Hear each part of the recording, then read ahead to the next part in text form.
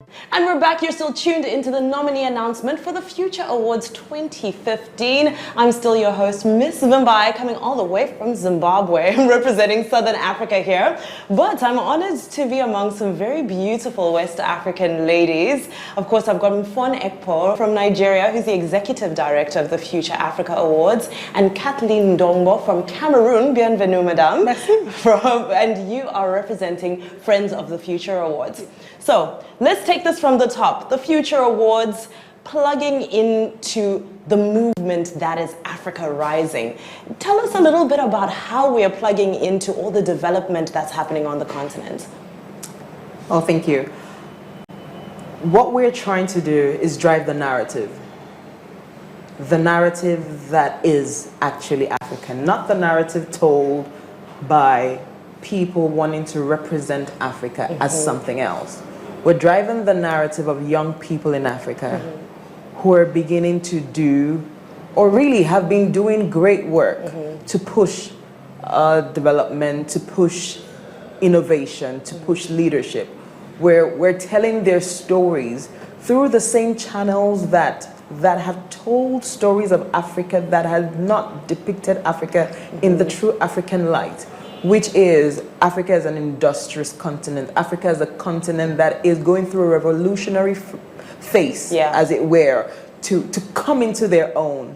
That is what the Future Awards is tapping into. And the United Nations World Population Prospects state that by the year 2025, the world's population will be at 8 billion, with Africa leading that charge. Now, Africa is made up of mostly young people. If it's easy to see how failure to absorb these young people will cause something of a social upheaval. So it's like the time is now. The time is now to begin to see how we absorb them, how we translate our demographic composition to dividends. That is what the Future Awards seeks to do with young Africans. I love that. That's very powerful. Kathleen, I'm going to hand over to you. How do we bridge this gap? I mean, as young people who are, there's the platform like the Future Awards, and then there's young people, and then there's African economy. So it's like there's a few different bodies that are floating, and then, there's a lot of disenfranchised, maybe young people out there who are trying to figure out how exactly to tell their story. What's the way forward? Because by the time I think you get on this platform and you're nominated for an award, you're kind of finding your feet. What about those people next year and the year after that and the year after that who will be recognizing in years to come?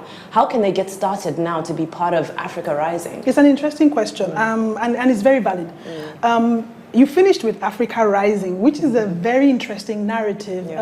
Some think it's nuanced, some think it's cliche, but I also think it's very valid because irrespective of all the problems that Africa has had, whether it's commodities or economy or security or lack of jobs or bad governance, there is still a lot to count Africa for.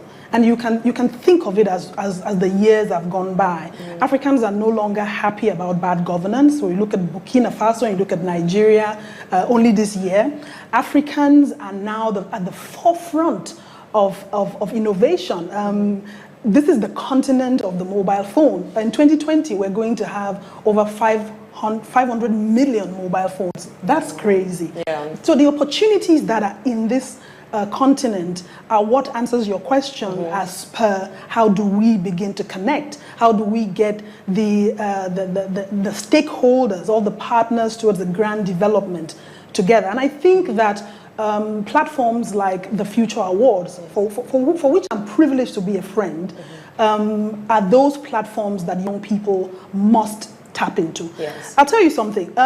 We need to stop traveling for the sake of finding, better climes out there. Because every time I'm on a plane, I see a lot of other people who are trying to come to Africa, and it's interesting. Very true. Because in the many gaps we have, the young people have many opportunities. There is a corridor that has been created from Cairo to Cape Town.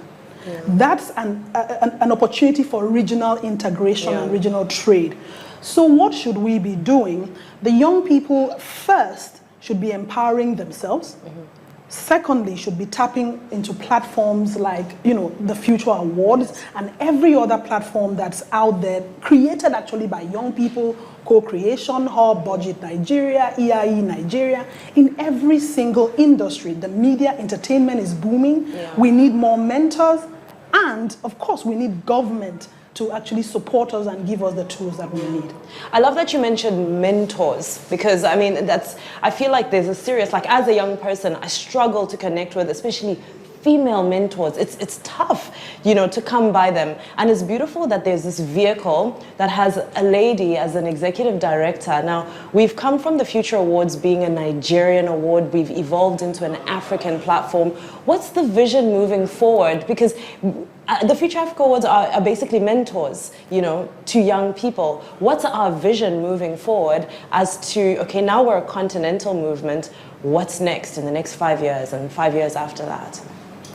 You're right in the sense that there's a dearth of mentorship in Africa. Now, it's not that we don't participate in mentorship instinctively. It's just that we haven't set the system and structure for a replication of constant mentorship. Exactly. So I think that when we begin to do that, we're being intentional about how we choose to mentor. Yes. Then we begin to see, as she said, Africa rising in terms of, things begin to happen. Yeah. Now, you cannot, you said you had no female mentors. It's not that you didn't have female, role models teaching you things. It's just that, again, like I said, no system, no structure. Exactly. So you can even remember exactly what you were taught to be able to transfer it to the next person. Sure. You would just transfer what you know. Exactly. And whenever you remember to transfer it, it's the reason why we have to put in place systemic structure of mentorship. What we're doing now is, part of what we're doing is we're distilling knowledge, we're codifying knowledge, in the sense of we're going to the older generation, the mothers, the women in government, the ones who have broken through, to say, what did you do?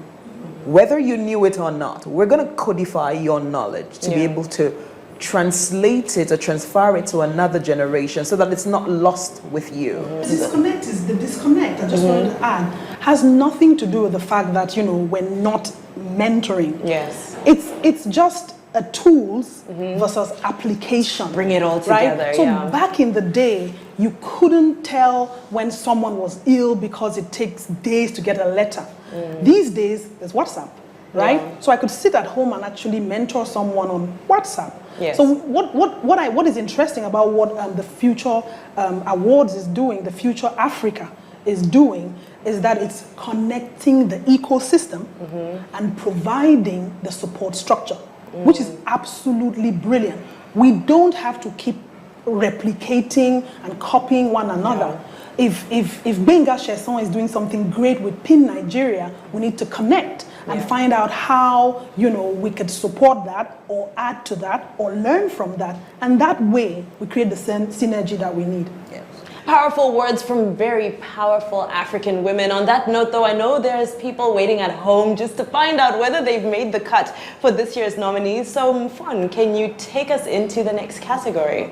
Thank you, Vimbai. The nominees for the Future Awards Africa Prize in Advocacy and Activism are...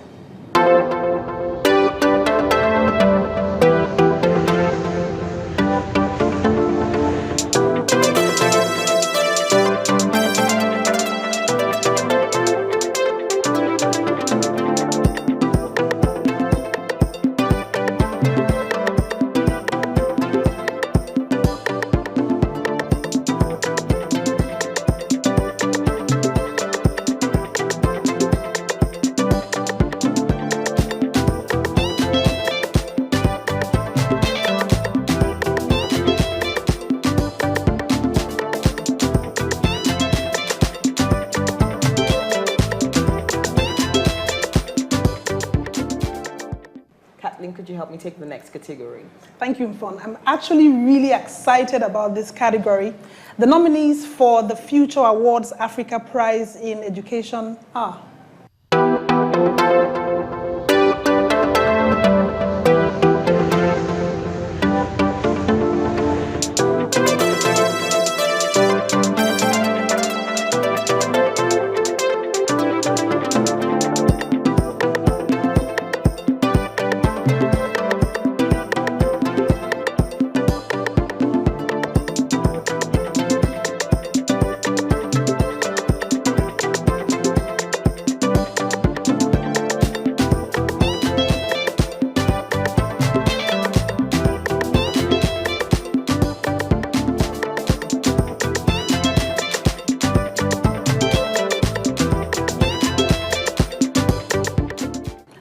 fun. Can you please introduce the last category for this set, please? And the nominees for the Future Awards Africa Prize and Enterprise Support are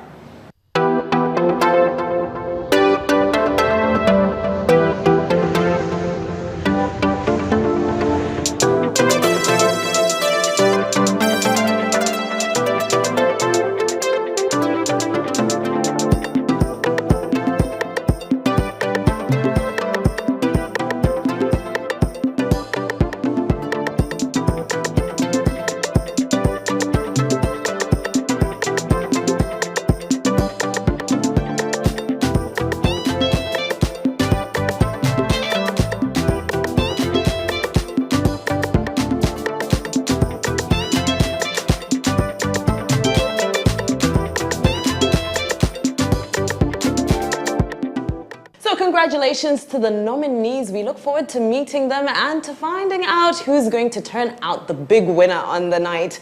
Mfon, Kathleen, thank you so much for joining us today. Any last words for the young people out there who are glued to their screens and just hoping to catch just a little word of advice from you? I would say, do something from your corner of the world. Do something. Make sure you're doing something to drive change, impact. Make sure you're doing something to lead others, to influence others, to move the continent forward. Make sure you're doing something from your corner of the world. That's beautiful. Yeah, very true. Start with what you have. Yes. Start where you are. Do what you can. Stop complaining. This is Africa. We're Africans. We're Ubuntu. We can do anything. That's right. Oh, I love that. I feel empowered. I'm ready to go and take over the world, but it's not my time right now. We're going to keep it moving as we've got more nominees to reveal. Remember, the conversation continues. The hashtag is TFAA2015. And of course, hashtag Africa needs you. We're going to continue with this shortly.